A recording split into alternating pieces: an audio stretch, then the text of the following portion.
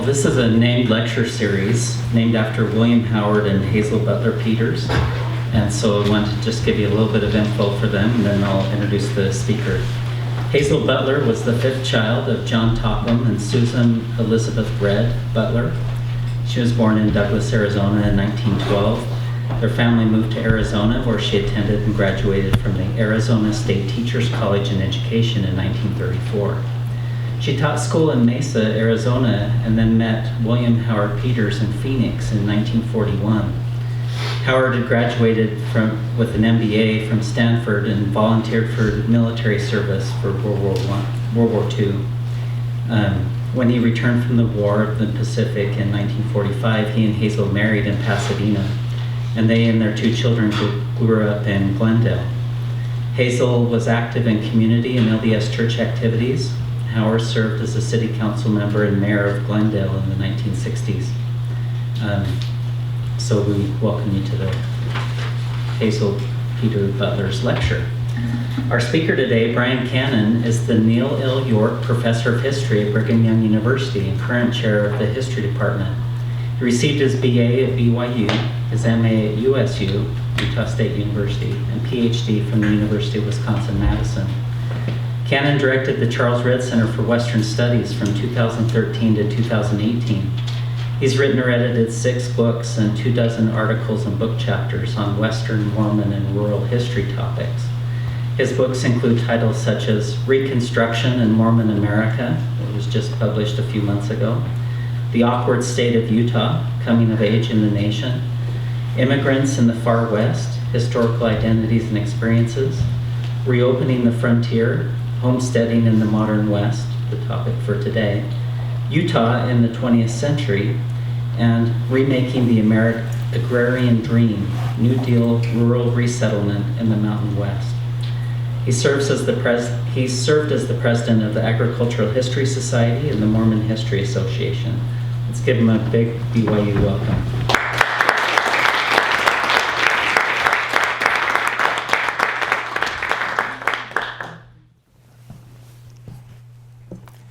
Thanks, Jay, for that introduction. It's an honor and privilege to be here today.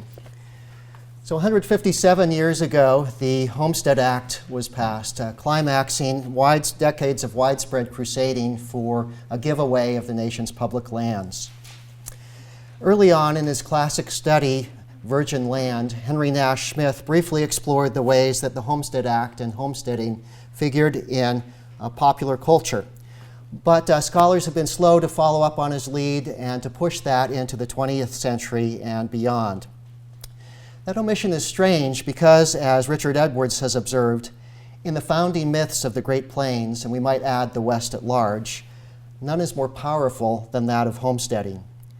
Perhaps we've been slow to examine those prominent popular myths because they're often simplistic and can be misleading. With filmmakers and novelists as our guides to homesteading history, the results sometimes sacrifice historical accuracy for dramatic effect. But the documents created by these groups have nevertheless been influential in reflecting and in reinforcing nationalistic popular perceptions. Despite the well-documented shortcomings of the Homestead Act, the dominant popular perception of the Act over the past century and a half has been that it was one of the crowning achievements in the American narrative, a glorious opening of valuable public lands to common people. This remains true in the 21st century. For instance, on the right, columnist George Will recently praised the Homestead Act, saying, "Rarely has a social program worked so well." On the left, the Center for American Progress a few years ago named the Homestead Act one of the top 10 middle-class acts of Congress in American history. In this talk, what I'll be doing is examining some prominent cultural documents that have influenced the general public's perceptions of homesteading over the past century. These documents don't comprise a widely recognized or self-contained corpus. They don't build dialectically upon each other. Some have been more widely circulated than others, but individually and collectively, they've reflected and at the same time helped to shape understandings of homesteading. Not only have these documents been historically influential, They've also reflected significant societal developments of the eras in which they were produced. So homesteading's been a malleable concept that has been used to illustrate and reinforce a variety of ideological and interpretive messages. So I'm going to proceed chronologically, starting in the 19 teens and moving up into the 21st century. So 1913 marked the zenith of homesteading, measured in terms of the number of deeds to homesteads that were awarded to homesteaders. Thus, interest in homesteading was running high when Atlantic Monthly published 4 letters by this woman, Eleanor Rupert Stewart, in October 1913. Stewart was working as a housekeeper in Wyoming for a rancher when she filed her own homestead claim on adjoining property. In one of her letters, she wittily described arriving at the land office. Pay attention so you can catch her kind of offbeat, quirky humor here. When I went up to the office where I was to file my claim, the door was open, and the most taciturn old man sat before a desk. I hesitated at the door, but he never let on. I coughed, yet no sign but a deeper scowl. I stepped in and modestly kicked over a chair. He whirled around like I'd shot him. "Well?" he interrogated. I replied, "I'm powerful glad of it. I was afraid you were sick. You look to be in such pain." So, good, you got it. Over the following 6 months, Atlantic Monthly published 5 more installments of Stewart's letters. They were originally written to a friend and a former employer who forwarded them on to the editor of Atlantic Monthly, and the editor lightly touched them up and prepared them for publication. He saw them as an unpremeditated record of interesting happenings by an interesting person. This series was very popular. Fan mail poured in, and eventually Houghton Mifflin republished the letters in book form. As the historian Sherry Smith has observed, Stewart's letters resonated with cultural issues of her day, including feminism, think women's suffrage in the 19 teens, the Back to the Land movement, and the crucial link between those ideas and the powerful American dream of land ownership. "I'm very enthusiastic about women homesteading," she wrote. "It really requires less strength and labor to raise plenty to satisfy a large family than it does to go out to wash." She worked as a laundress previously in Denver. "Whatever is raised is the homesteader's own, and there is no house rent to pay." These letters accentuated the positive features of homesteading, minimizing the hardships as well as the legal difficulties for a woman like Stewart, who married in the process of proving up or obtaining title to her land. In Stewart's case, when she finally proved up on her property, the deed had to be awarded to her mother-in-law, a widow, because it couldn't go to her as a married woman whose husband already had a homestead. Letters was widely read, but it probably inspired few people to actually claim a homestead. The letters did, however, strike middle-class readers' fancy, and it bolstered their faith in the American dream.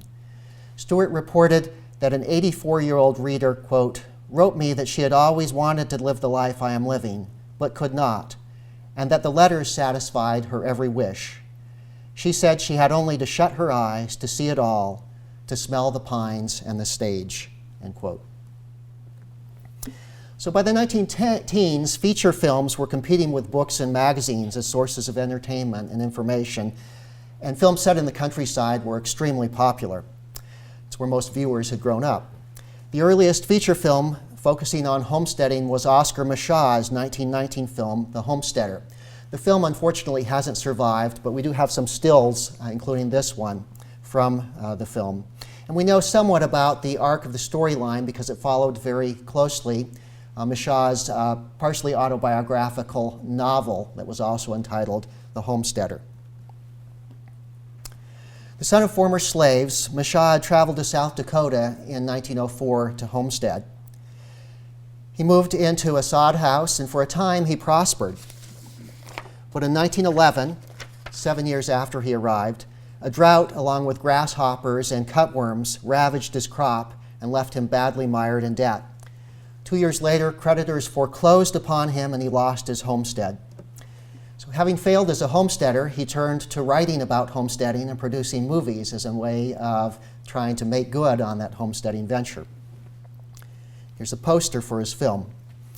The Homesteader, the film, accurately depicted the allure of land on the homesteading frontier, the economic arrangements homesteaders made, and the difficult climate of the northern plains.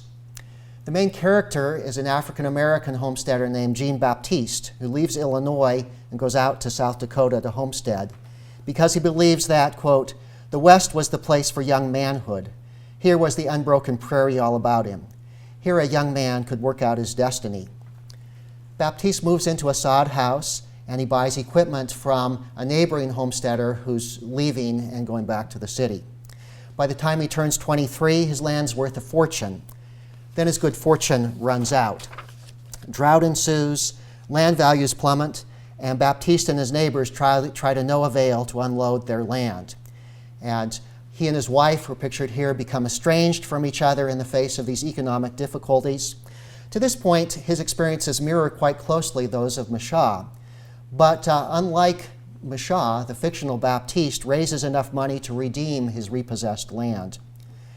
Then his estranged wife commits suicide, and that frees him to pursue his first love, Agnes Stewart, who's the fair-skinned daughter of a neighboring Scottish homesteader. This probably wouldn't go anywhere, except that it turns out, wonder of wonders, that she's actually biracial. Her father reveals that her mother was a woman from Jamaica of African descent. And so the couple joyously are able to wed at this point in time. So given the dismal outcome of Michaud's own homesteading efforts in South Dakota, what accounts for the happy, counterfactual ending of his novel and film? I think he likely created the happy ending in what he called, quote, a story of love, high resolve, and ultimate achievement, end quote, to appeal to readers and viewers and to make money. Nobody wants to see a depressing movie. Well, some of us do, but Pearl Bowser and Louise Spence reasoned that Michaud was writing and filming for a specific, targeted African-American audience, people who still felt hopeful about sharing the American dream of freedom and prosperity. So he provided an escapist fantasy for readers and moviegoers, not only in his hero's financial success, but in his improbable romance. Michaud boasted, the injection of the white girl, who in the end turns out to be colored, was the cleverest thing that could have been done, since nothing would make more people anxious to see my picture as an advertisement reading, shall the races intermarry, in caps. The Homesteader was viewed primarily by African-American audiences in segregated theaters. Few whites and even fewer homesteaders ever saw it. The film's historically significant primarily, I think, because of its linkage of homesteading to African-American aspirations toward equality and opportunity in the 19-teens and 1920s. That's the era, after all, of W.E.B. Du Bois and the genesis of the NAACP. So as farm income plummeted across the nation after World War I, homesteading lost some of its allure. During the 1920s, Americans filed an average of 17,500 new homestead entries a year. That's down from over 80,000 in the peak years of the 19-teens.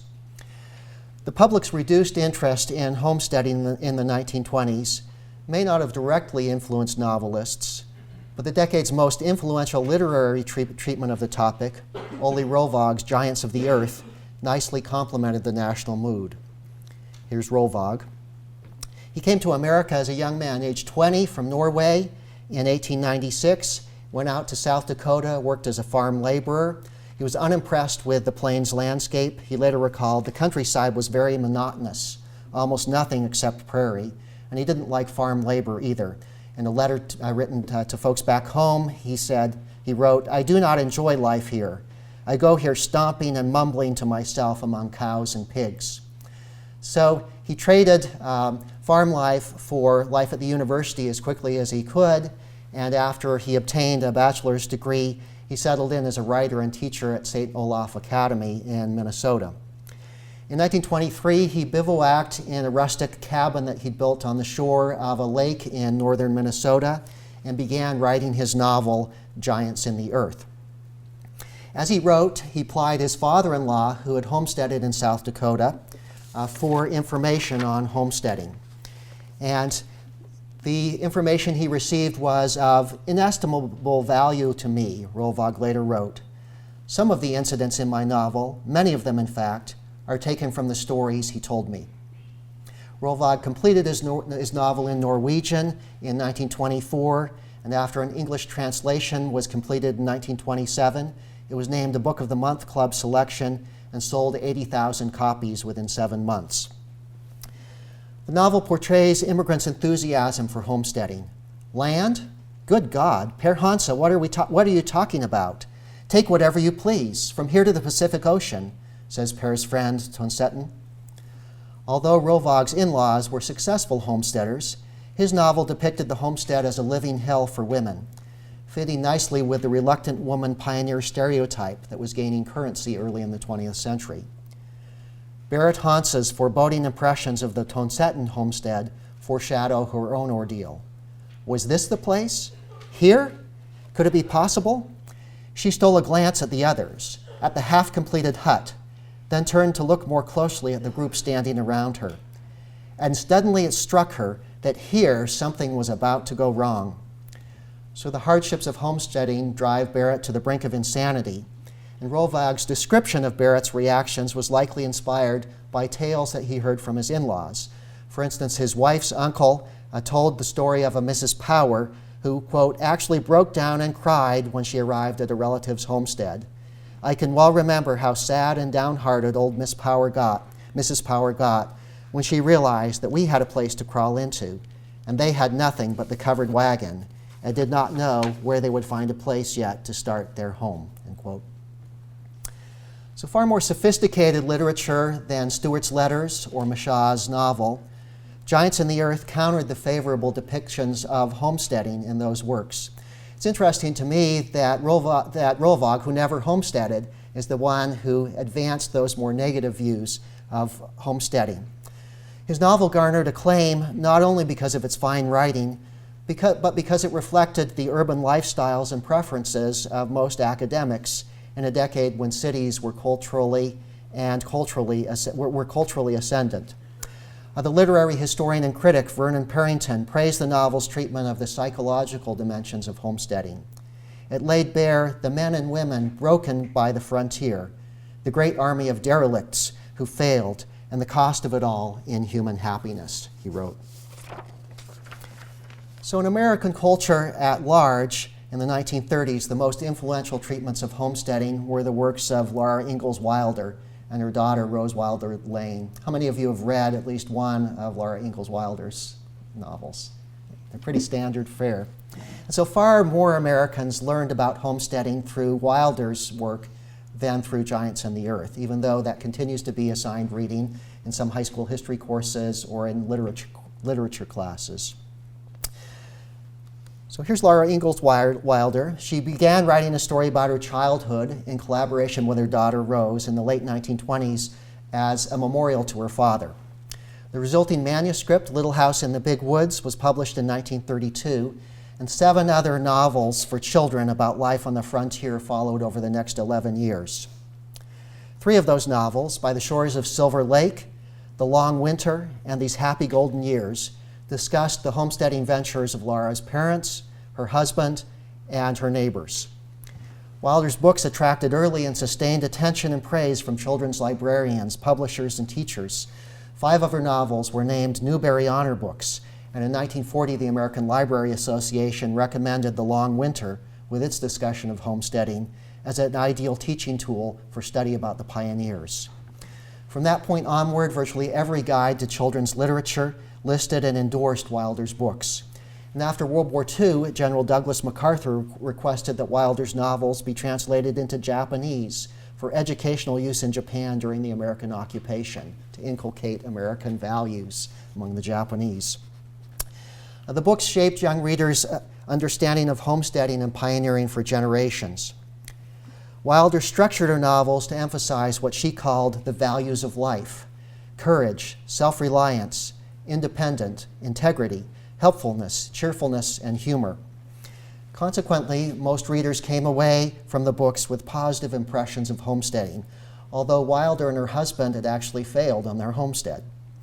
As Fred Arisman observed, Wilder's prairie is as vast, as empty, and ultimately as dangerous as Rolvag's in Giants of the Earth.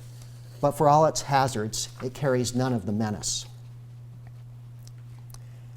So here are Wilder's parents. Although he faces competition at the land office for his chosen plot of ground, Pa gets the homestead that he wants. The Homestead Act's promise to independent, hardworking individuals is made clear in the novel. Uncle Sam would give a farm to any man who had the nerve and muscle to come out here and break the sod and stick to the job till it was done. By the shores of Silver Lake links homesteading to security, contentment, and home. In the idyllic ending, Laura falls asleep in the shack on her family's new claim. And as she fell asleep on their very own homestead, Pa and the fiddle were softly singing, "Home, home, sweet, sweet home. Be it ever so humble, there's no place like home." So despite the warm glow that generally suffuses Wilder's novels, she does criticize the government's administration of the Homestead Act, but the criticism is mild and it's peripheral to the plot. But just as an example of the criticism, she quips, or her friend quips in one place, "Whoever makes these laws ought to know that a man that's got enough money to farm has got enough to buy a farm. If he hasn't got money, he's got to earn it. So why do they make a law that he's got to stay on his claim for 5 years when he can't afford to?" So that's the quotation from These Happy Golden Years. Any of you familiar with this novel? So this was a best-selling novel in 1939 when it was published. The author is Rose Wilder Lane, the daughter of Laura Ingalls Wilder. And Newsweek called it one of the most tonic and engrossing novels that's come along in years. It appeared on bestseller lists for several months and made Lane a minor celebrity for a few months, even though she's not remembered today. This is Laura and her husband Almanzo, so the parents of Rose, and the novel's based loosely upon their experiences, particularly her father's experiences. The stand-in for her father in the novel is David Beaton, who at age 19 claims a homestead and doggedly persists.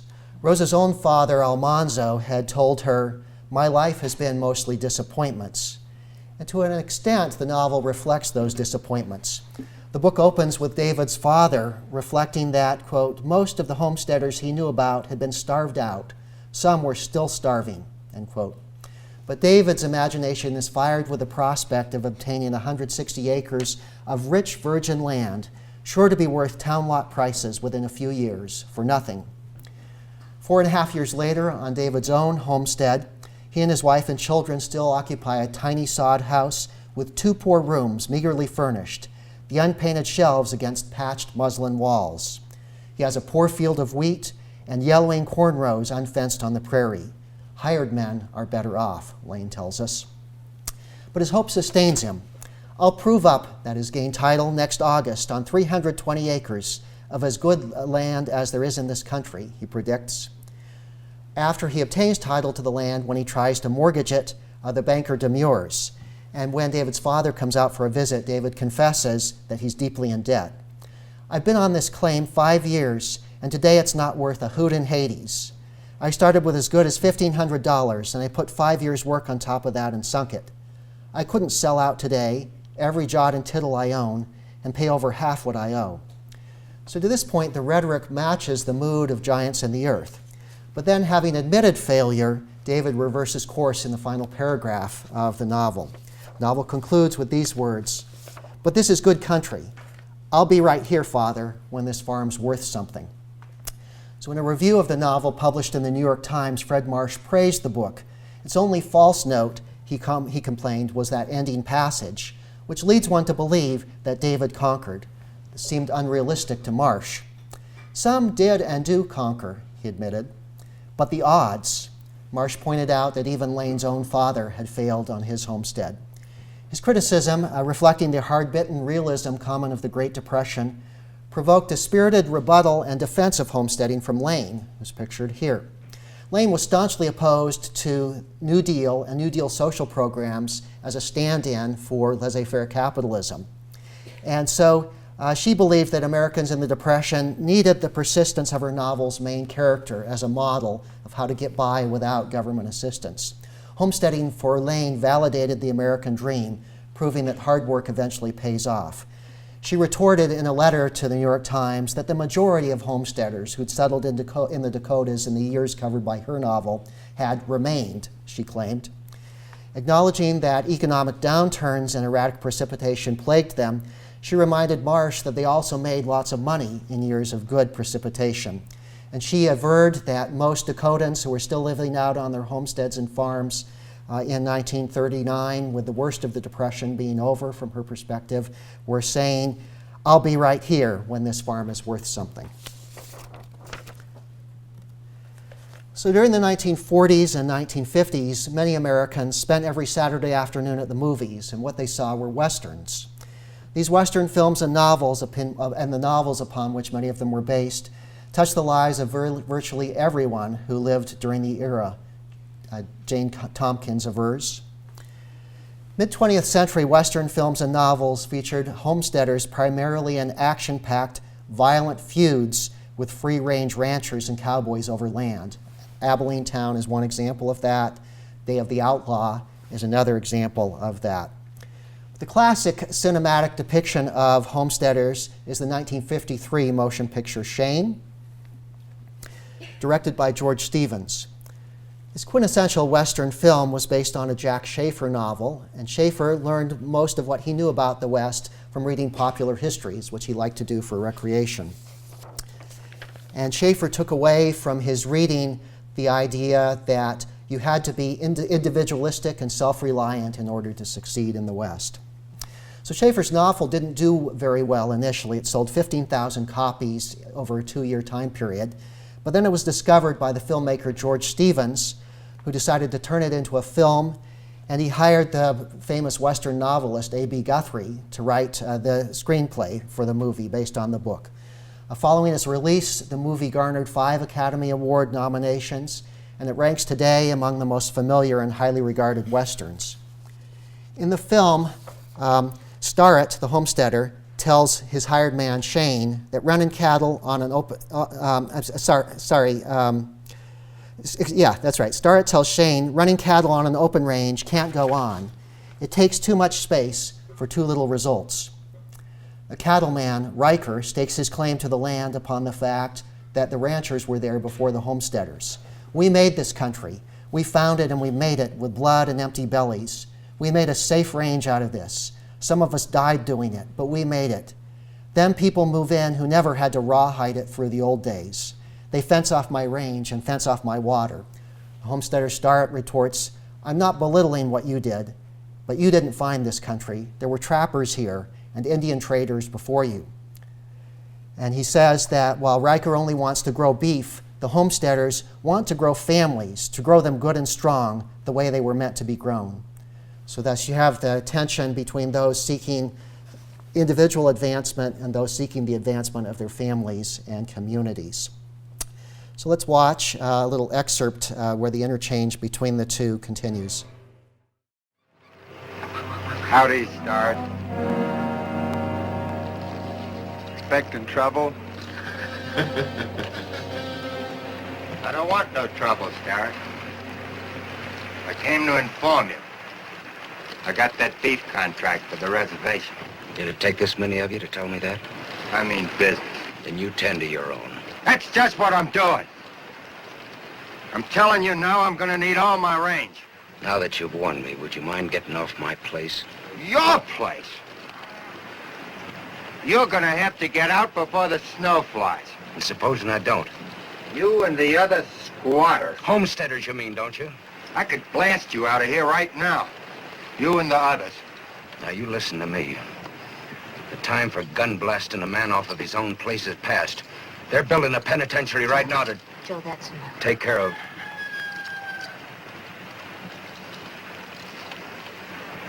Who are you, stranger? I'm a friend of Starrett's. Well, Starrett, you can't say I didn't warn you. All right, you've told me. Now, you get off of my claim.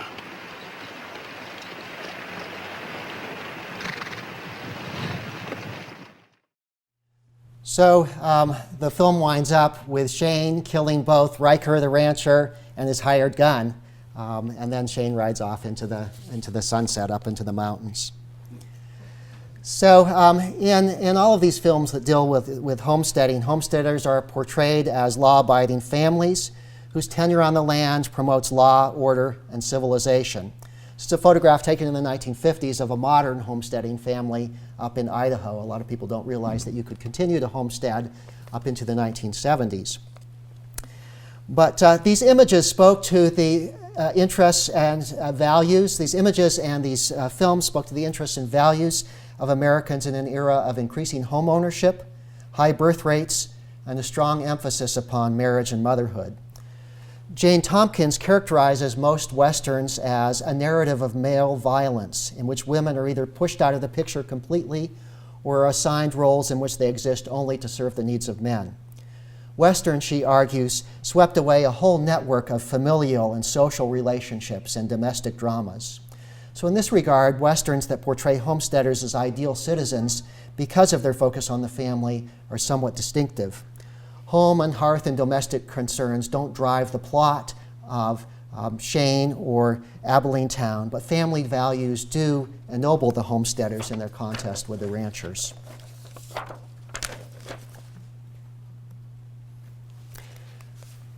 So we don't have a lot of time to discuss an interesting film from the 1970s, Heartland, that dealt with homesteading.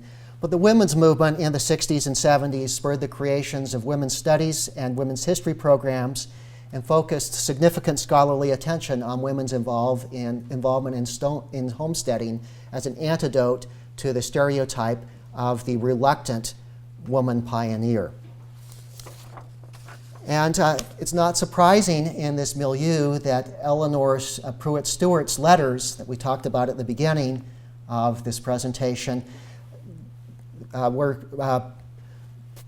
experienced a rebirth, kind of, and a renewed popularity in this era. They attracted the attention of women's historians who used it to counter those stereotypes. The filmmaker Annick Smith and the scriptwriter Beth Chadwick were drawn to Stewart's story as a subject of an independent film, Heartland. And this film was produced in association with the University of Montana, and they worked to learn as much as they could about women's involvement in homesteading because they wanted their film to be historically accurate. They hired a couple of historians, Ross Toole and T.A. Larson, both of them men, to critique to help them understand the historical context. And then they brought in a women's historian, Judy Austin, to add her perspective. And these historians, quote, stress the importance of adhering to historical fact unless deviations are necessary for important dramatic reasons, end quote. Then they brought in writers and literary critics, including George Bluestone, Charlotte Painter, Bill Kittredge, and Richard Pierce, who, quote, pointed out that strict and absolute adherence to chronological or literal detail at the expense of character and plot development results in a flat and uninteresting drama, an episode costume pageant. So the filmmakers decided to aim for what they called a true drama, that is, a story based upon history but not wedded strictly to it. So the film Heartland tied for Best Independent Film in the U.S. Film Festival and received a Golden Bear Award at the 30th Berlin International Film Festival in 1980. It departed from the historical record in key matters. It portrays the romance and marriage between Stewart and her employer as strictly a marriage of convenience, even though their children said, no, this was a very strong relationship of love, and in fact, the seeds of the romance were planted even before she came out to Wyoming to work as his housekeeper. It also, in her own letters and writings, it's clear that people came from 30 miles around to the funeral of her baby when the baby dies. But in the film, she's portrayed as having only one female friend in the entire area, and she rarely sees any friends at all. And both Chadwick and Ferris recalled, I tried to make every incident show the struggle and the rewards of pioneer life in that harsh land. Heartland. It's 1910. A young widow with her 7-year-old daughter crosses the plains to answer an ad as a housekeeper for a solitary Wyoming rancher. Heartland is the story of their first year together. Take this list to the mercantile. We need 200 pounds of flour. The rest you can read for yourself. Gene Shalit, NBC Today Show, says it all. Heartland is Okay, so you get this sense then of the solitary woman homesteader doing all of the work. So homesteading returned to broad popular consciousness with a splash in 1992 with the Hollywood blockbuster Far and Away, starring Tom Cruise and Nicole Kidman. The film's director, Ron Howard, who's pictured here, traced his fascination with homesteading to his childhood when he visited his great-grandmother in Kansas. Quote, "She had something she wanted to show me that day. From a drawer, she pulled out an album, and from this she unfolded a yellowed newspaper. On the front page of the paper was a story reporting the Cherokee Strip land race in 1893. There was a photo of hundreds of horses and a few wagons surging away from the starting line. She pointed at one of the lead riders and told me that this had been my great-grandfather, Ralph Tomlin." So he was fascinated with this family connection, and he later learned that 5 of his ancestors had participated in land runs in Oklahoma, and their stories were often shared at family gatherings. So in the process of conducting his background research for his movie, Howard learned, quote, "some disheartening facts about the Oklahoma land runs. The land rushes were a fiasco in many ways, a publicity stunt backed by government and railroad companies to lure settlers west onto land that was taken from Native Americans," end quote. So that's what he learned from the research that he did.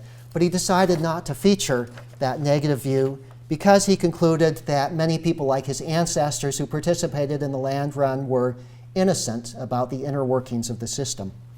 So he wanted to make a film that would capture the hope-driven innocence and to celebrate the little dreams of the everyday man and woman setting out for the world. So Howard's film follows the lives of 2 Irish immigrants to America, Joseph Donnelly and Shannon Christie, and they first learn of the Homestead Act over in Ireland from a handbill. The handbill reads, "Wanted, strong, healthy men and women. Every resident of the United States is entitled to 160 acres. And Shannon tells the incredulous Joseph, "They've got so much land that they're giving it away for free." So after a series of mishaps and separations, both Joseph and Shannon wind up in Oklahoma in time for the 1893 land run. By this point in time, Joseph and Shannon have become separated from each other, and Shannon is actually engaged to another guy to be married. And so they're all racing against each other in this gripping climax. And so we'll go ahead and watch a little of that.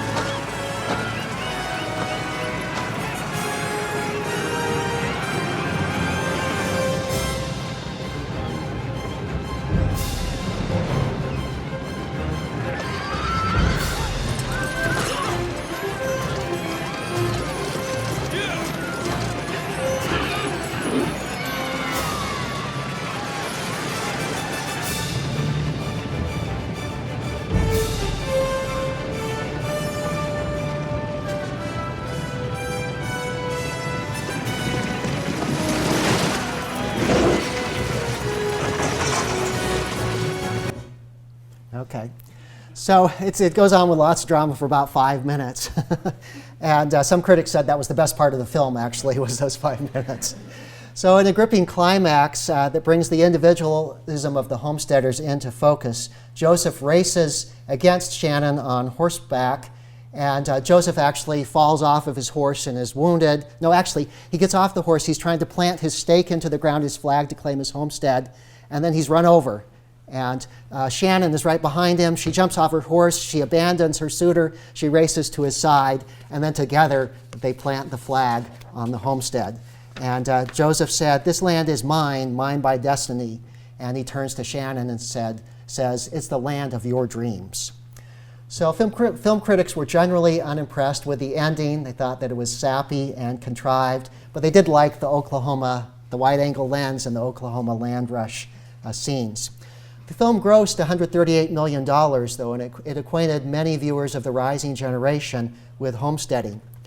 As Todd McCarthy predicted, the familiar homespun variety of the land rush scene, a bland meat and potatoes serving of U.S. history, is fine and dandy for mainstream audiences seeking a comforting good time.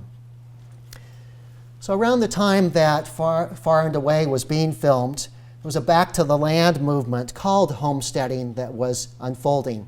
So it was after you could legally homestead on land. And as Rebecca Gold has shown in her study of this late 20th century back to the land migration, those who moved back to the land in the 1980s and 1990s often opposed the nationalist expansionism and the displacement of American Indians that was a part of homesteading. But they called themselves homesteaders, and they sought cheap land because they valued what Gould calls the same skills and fortitude as the early pioneers. Many of them were inspired by Wendell Berry's writings, and there were tens and thousands of them up in the Pacific Northwest, for instance. So reality television shows picked up on this modern-day homesteading movement. The first to do so was a Canadian production, Pioneer Quest, but in the U.S., a parallel series, Frontier House, aired in 2002.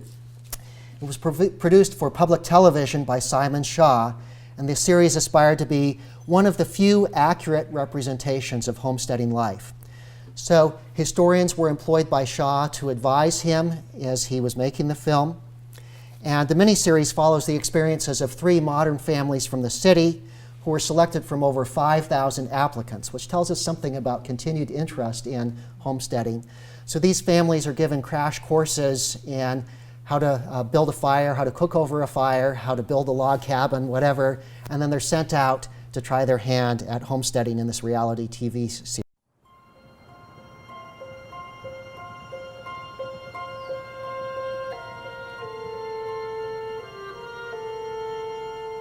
Land in the American West was once advertised as free for the taking. Under the Homestead Act, nearly 2 million families came to settle virgin territory, the frontier. Their struggle to survive still haunts the landscape.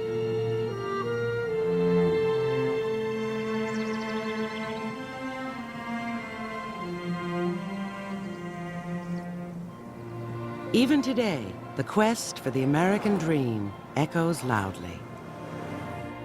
Now modern families are coming to test themselves. Can they endure the hardships of the pioneers?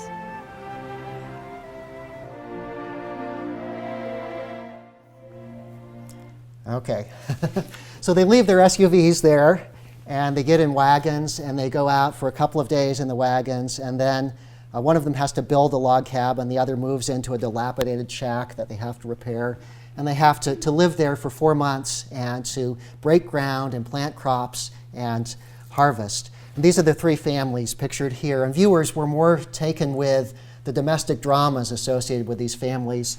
The one couple pictured there in the upper right wound up getting engaged and getting married as a result of their experience. They were all already living together, but this couple in the bottom winds up getting a divorce, which isn't surprising to viewers because they're fighting all of the time. So the domestic dramas were interesting to people, but the series was still billed as a way to introduce history to the general public. And the producer, Simon Shaw, believed that the film debunked romantic perceptions of life in the wilds. As Lee Edwards notes, the series provides a critical, self-reflexive interrogation of romanticized visions of the U.S. 19th century life on the frontier.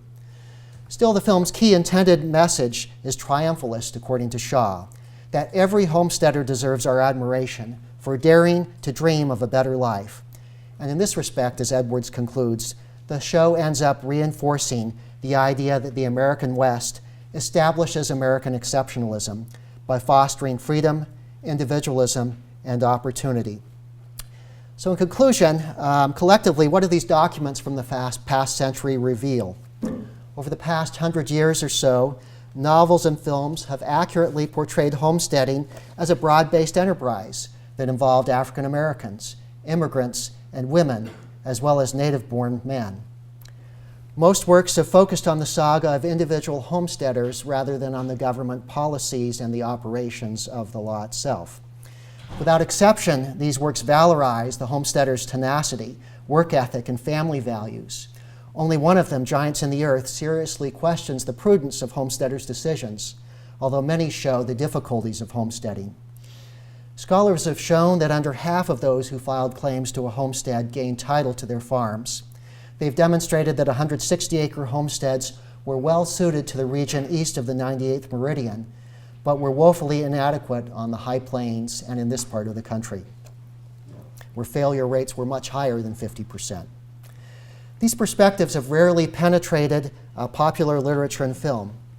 On the other hand, scholars have also shown the dreams of working the land, being one's own master, enjoying the outdoors, and making money did impel individuals to homestead. And these aspirations are evocatively and memorably depicted in popular documents. Moreover, popular culture has gotten some things right that as historians we've misunderstood until quite recently. For instance, for decades, history textbooks told us that only 1/6 of the new farms that were created between the passage of the Homestead Act in 1862 and 1900 were homesteads. That's true if you look at the entire United States, but as the economic historian Richard Edwards has recently pointed out, homesteading wasn't possible in many states. If you zero in on states west of the Mississippi River where homesteading was possible, it turns out that 62% of the farms that were created in those decades were homesteads. So popular culture, in a certain sense, gets it right, and historians have gotten it wrong until recently. Also, the idea that most homesteads went to speculators, cattlemen, miners, lumbermen, railroads, proves to be false, even though that's been standard fare also in history textbooks. Most land sold or granted in the United States went to those entities, but if you zero in on land that was homesteaded, the fraud rate drops to about 10% based on the fragmentary evidence that historians have looked at thus far. So in some cases, perhaps popular culture isn't such a bad guide, common knowledge of the homesteading frontier. As instructional tools or historical evidence, documents like Oscar Michaw's The Homesteader, Rose Wilder's Free Land, or George Stevens' Shane are especially useful, I think, as barometers and reflections of the times in which they were produced. As authors and filmmakers sought to make their work appealing and relevant to contemporary audiences, they found homesteading to be a rich and wonderfully malleable subject. So they're useful also in that sense. Thanks so much for attending.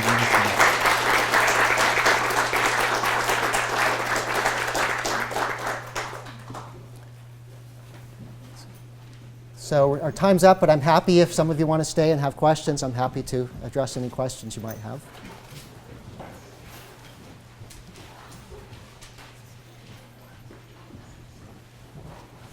Jay?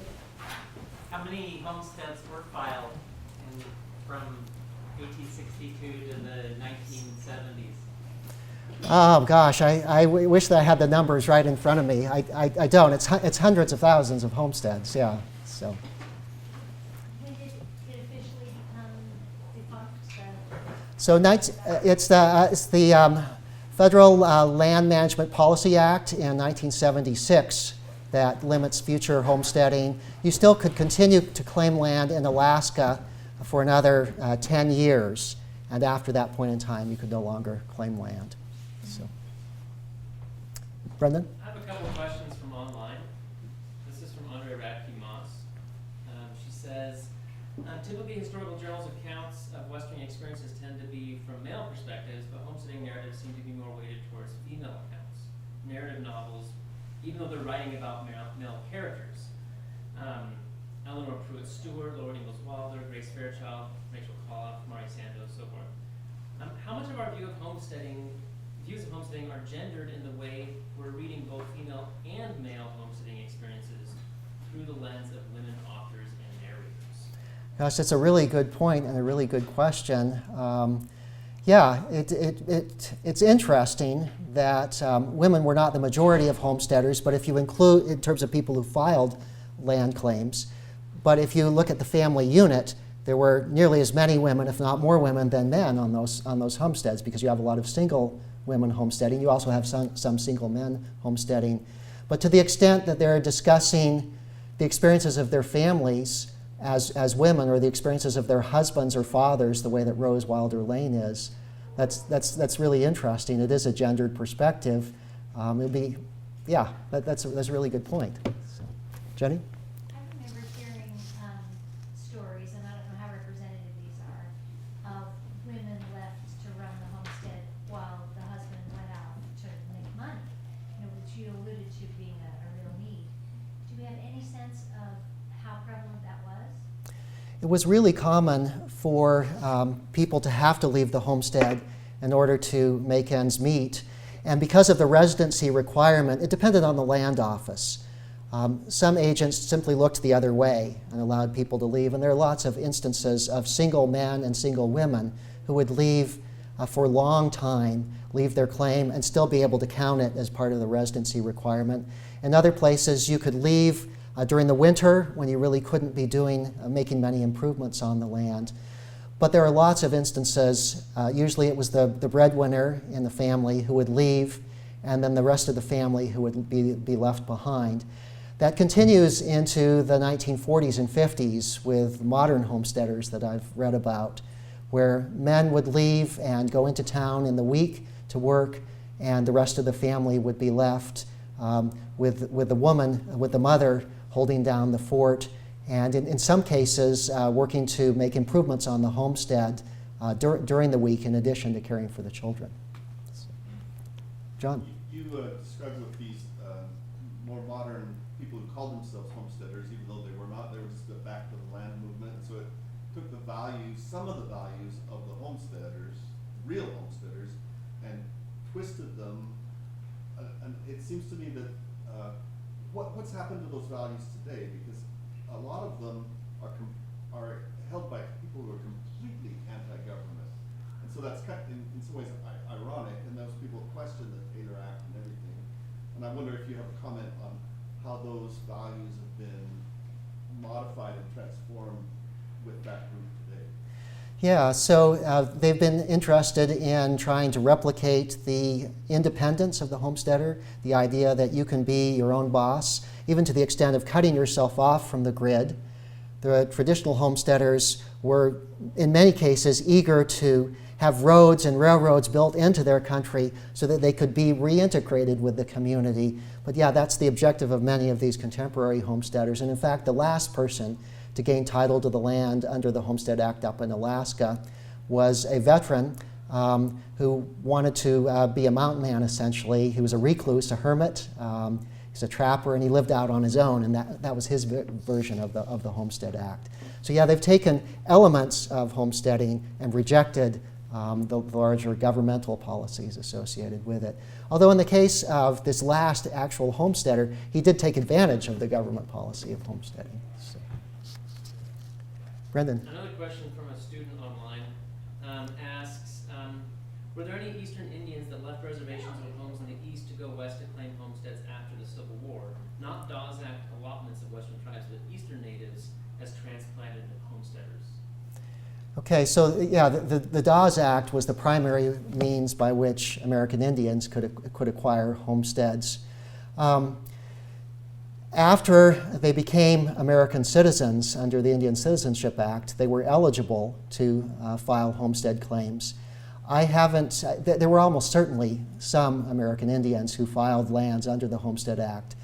With the modern homesteaders, the thousands whose cases I'm more familiar with from the 1940s and 1950s, at least I'm not familiar intimately with the stories of thousands of them, but the people who I've met, I'm unaware of any American Indians who homesteaded on the projects I've looked at, but almost certainly somebody did. So.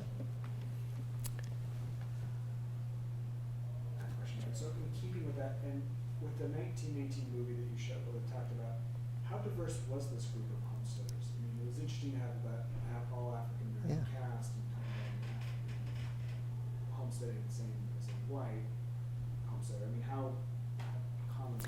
Out on the plains, there were a lot of African American homesteaders, hundreds of them. A group of them are called the Exodusters, who left the South and moved up onto homesteads in the Kansas-Nebraska area and homesteaded. And Cynthia Compton has done a lot of research on that particular group of homesteaders. So. Okay, well, thanks very much. Let's give him one more hand.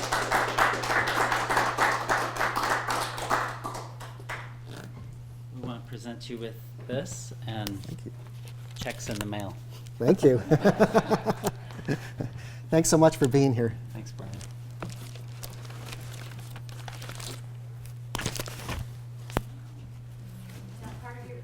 Well, this is actually, there is a cartoon version of homesteading. These are homesteaders on the Mississippi River, ironically, but yeah, it's a cartoon. So.